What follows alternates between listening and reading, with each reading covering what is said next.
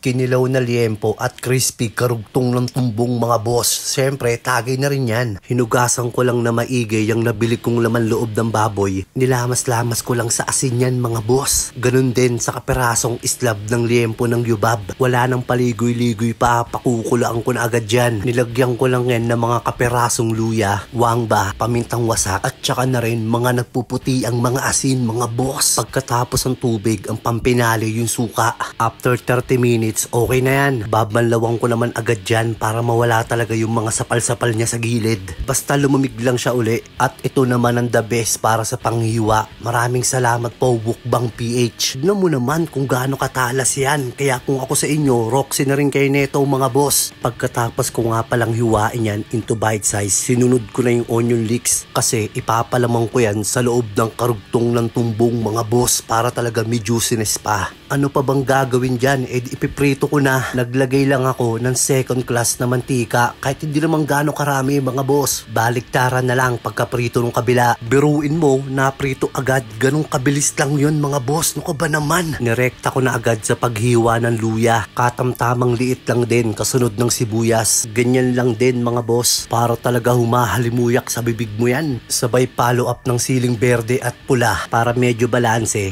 May konting pipino na rin. Yung lahat na nakita mong hiniwa ko, ilalagay ko lang dyan lahat mga boss. Tapos konting pamintang wasak na rin. Asukal for sweetness, rock salt at suka. Ay, yung kalamansi pa pala. All goods na yan mga boss. Hahaluin ko na lang para talaga kumapit yung mga pilgalagay kung ano dyan. Basta alam nyo na yun. Siyempre, hindi makukompleto yan pag walang tagay. Yari na naman ang gout ko neto.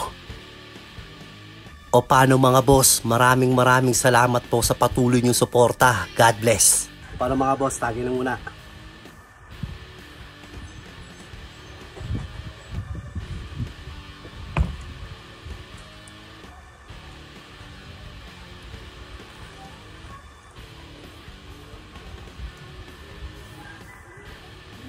Pangalawang tagay.